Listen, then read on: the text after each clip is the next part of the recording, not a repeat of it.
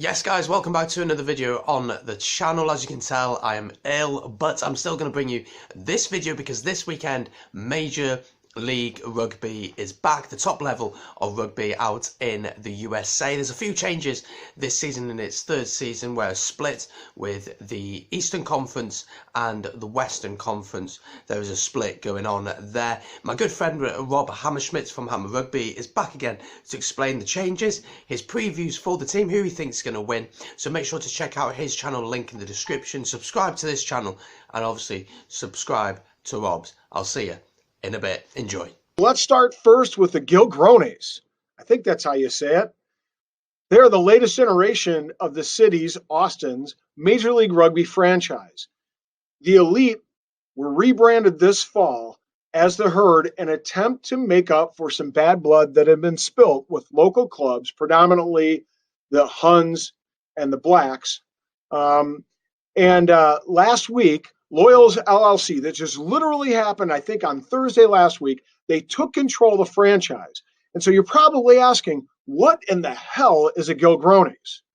Well, sources have indicated that it is a yet-to-be-produced Texas-sized cocktail. Woo-hoo! And the concoction is reportedly made up of frozen orange and grapefruit margarita with a bourbon floater. Yeehaw, let's get our drink on, man. The name is a combo of the partners that make up Loyals LLC, Negroni and Gilroy. Regardless, they have made a serious commitment to youth rugby. I mean, they're talking about doing some really cool things like making tickets for youth players like $5 to games, limiting the jersey cost, so offsetting jersey costs to the like $25 per jersey, and really going out and supporting youth rugby in the Austin area.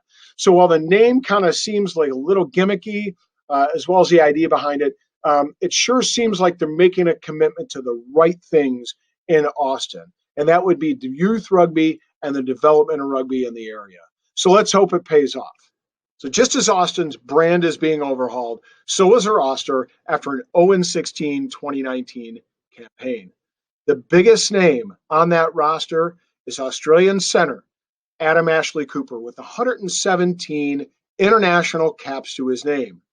A couple other notables. Frank Halai is a New Zealand All Blacks 7s and 15s winger that has had some ITM Cup and Pro 14 experience to his resume. Other notables include cap players such as U.S. Eagle Roland Soniula, Tongans Daniel Falifa, Kurt Marath, and Uruguayan fullback Rodrigo Silva and prop Juan Echeverria. They're coached by Eagle Todd Clever and 43 capped Eagle Andrew Soniula. Yeah, he's the brother of Roland Soniula.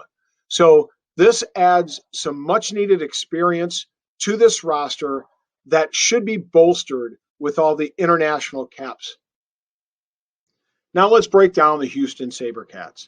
They're going to look to improve their 6-10 record from 2019 as they settle into their year-old Aviva Stadium, which is rugby only, a beautiful facility and a great place to visit early in the spring as we try to get out of the foul weather here in the north.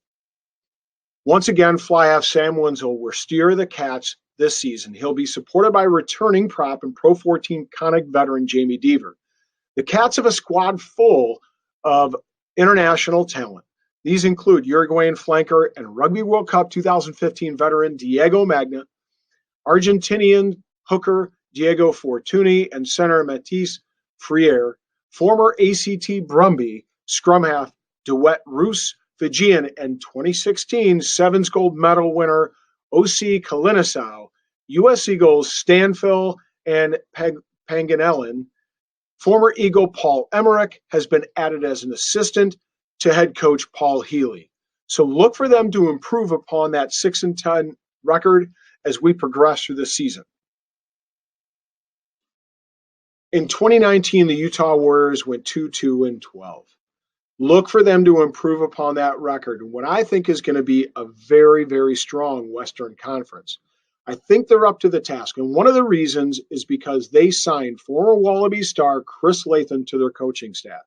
Look for him to add a layer of dynamics and an attacking style to that back line. And the Warriors have plenty of international cap players to their roster that can carry out Latham's plan of attack. The squad is loaded with U.S. Eagles. I'm talking about props like Angus McClellan and Hulu Holo Malungaloa. Said that 10 times fast. Locks Matt Jensen, centers Gannon Moore and Calvin Whitney, and wing Josh Whippy. In addition, they added Samoan scrum half Dwayne Politaiavao, and the guy I'm going to look to see if he can really take another step in his progression is Awara Ellington. He had a tremendous 2019 campaign at the flank. I really think that he did a lot of good things. He was a total animal. Needed to work on his handling skills in a few key situations, but strong in defense and really found some superior support play in 2019. So let's see what he can do as we move into 2020. The Raptors will look to expand their brand of rugby to all of Colorado in 2020. That's because they are no longer known as the Glendale Raptors. They are now known as the Colorado Raptors. So Glendale is out, Colorado is in. As they want to look to return to their 2018 form, one that had them in the final, losing narrowly to two-time champ Seattle. With that in mind, the Raptors added some much-needed firepower to the midfield with Aussie Digby Ione and former All Black Renee Ranger. Their midfield skills should be able to feed league-leading try scorer and wing John Ryberg. This guy is built like a bowling ball, and he has all the momentum behind it to carry him into the try zone. The big questions that remain for Colorado are this. Will somebody be able to replace the leadership that was lost when Sean Davies retired and went to a coaching gig in Utah? They'll miss his Eagle experience, and they'll miss his leadership on the field. The other big question for them is, will they be able to return to their forward pack power that they had 2 seasons ago? They need more support for flanker Hanko Germishes and MLR's version of Mr. Clean, Luke Whitelock. So pay attention to their forward pack in the first couple games to see how they perform. The San Diego Legion look to avenge their narrow 2019 championship loss as they head into the 2020 season. Their roster additions this offseason indicate that they will settle for nothing less than to hold the Shield in July. The addition of All Black legend and 2-time Rugby World Cup winner Ma'anonu sent that message loud and clear. Insane Legion fan Stacey Montgomery, that's right, I'm giving you a shout out, girl, will have plenty of reason to ring her cowbell in 2020. The forwards and backs both look incredibly strong. Front row anchor and forward of the year Patty Ryan will be supported by additions of Paul Mullen from Houston and former Austin captain and lock Ben Mitchell. I'd like to see Eagle Sean Mooching take his game up to another level. I really thought he might have an opportunity to make the traveling roster for Rugby World Cup 2019. I think if he plays his cards right and has a good 2020 campaign, he'll be in the hunt to make his name in that Eagle back row. And let's not forget that U.S. Eagle, Nate Osberger, scrum half and leader of that team, still has a lot left in his tank. During the 2019 campaign, both Osberger and Joe Peterson developed a continuity that spelled success. So look for them to build on that continuity as they enter into their 2020 campaign. Yet the key to this backline is the experience and depth.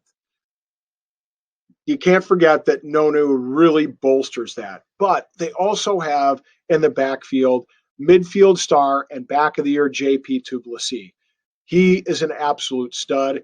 They also have college star and U.S. Eagle Dylan Audsley, Eagle Ryan Mattias, Canadian Josh Thiel, and Fijian Save Todovasu in the mix.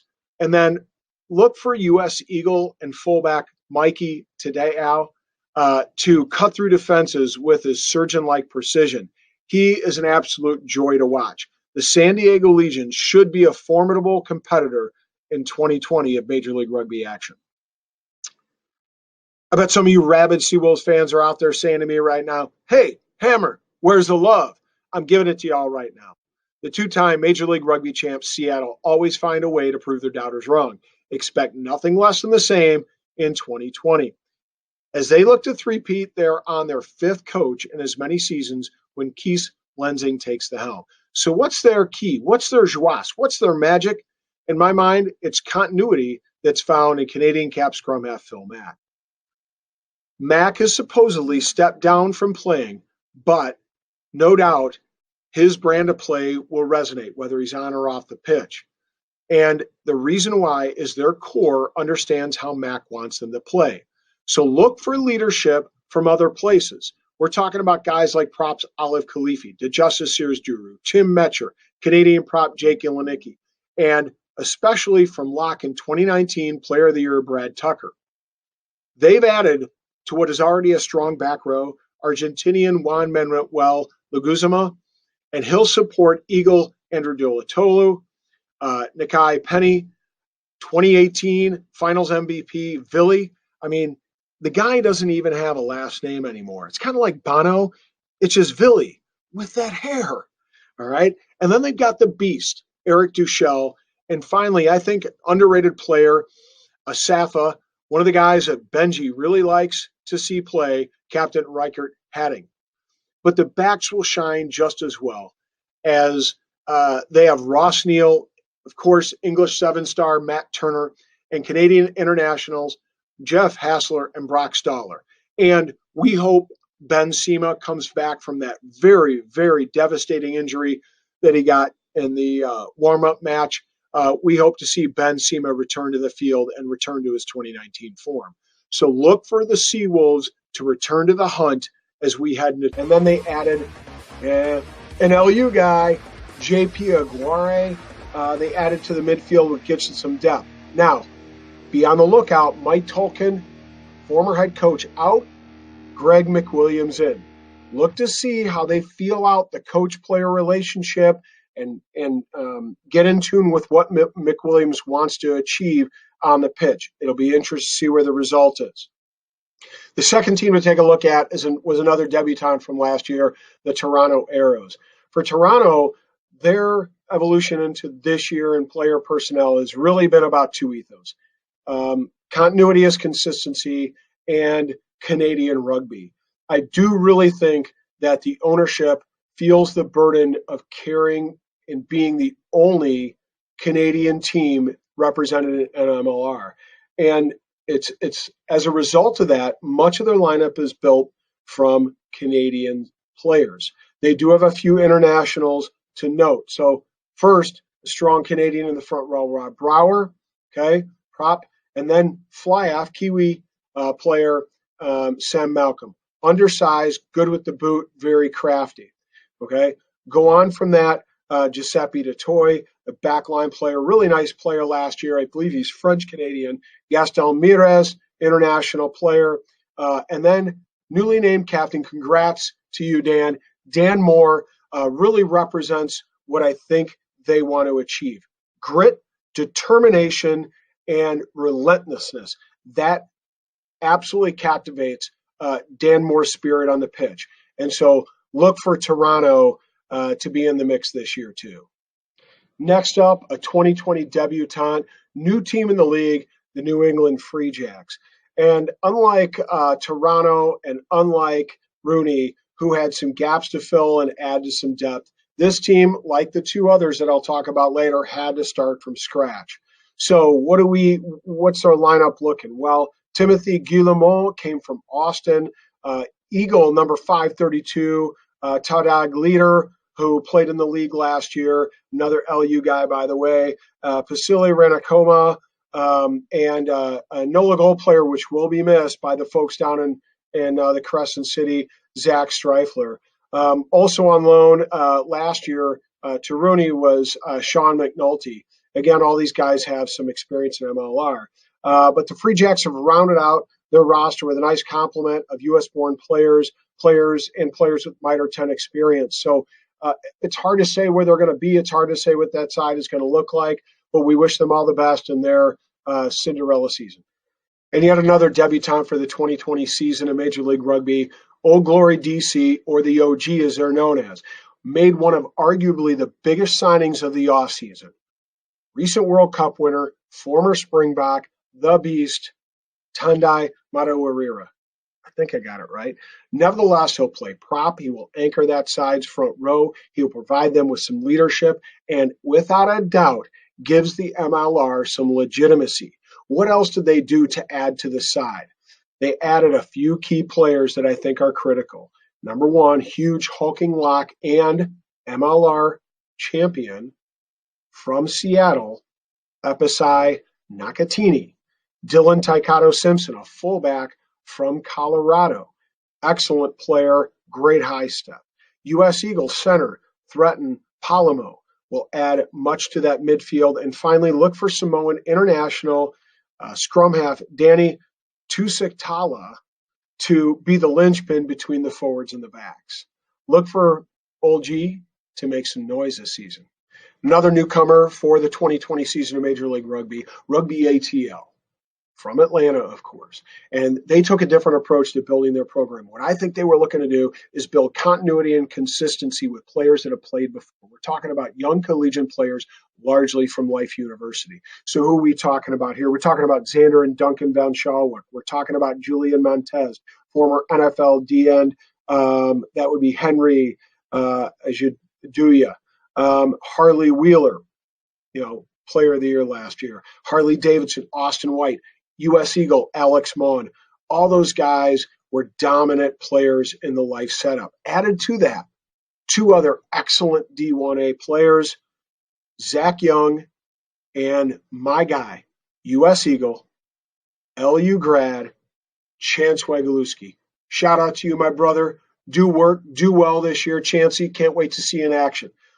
This club, while young, I believe will make a lot of noise because a lot of them have played together, and that consistency and continuity will help them through the course of the season. Look for ATL to make a splash. And last but not least, my guys, NOLA Gold. Yeah, I got myself some merch this week. Pretty stoked to be sporting it.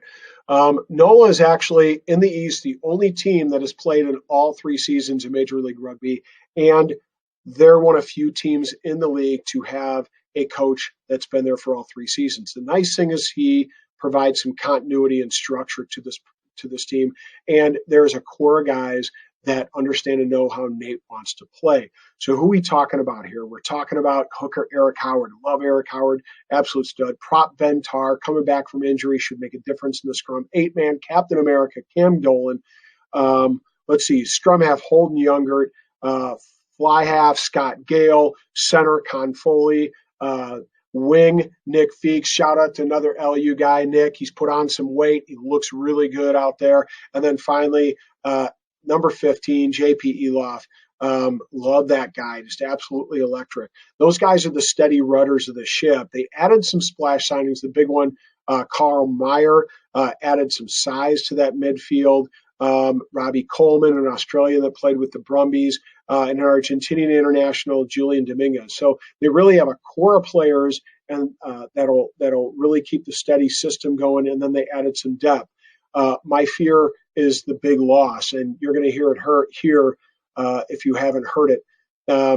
Tristan Blewett will not be coming back. This guy scored 13 tries. He's going to stay in South Africa. And Liam Poach from Earful of Dirt let it loose a couple weeks ago that he hadn't been in camp yet as of 2 weeks ago. And I've confirmed through a source down there, South African source, I won't give his name up, but you know who you are, has said that Tristan will not be coming back. That's a huge loss and a blow. If they can keep this team healthy, look for them to make some noise in the East.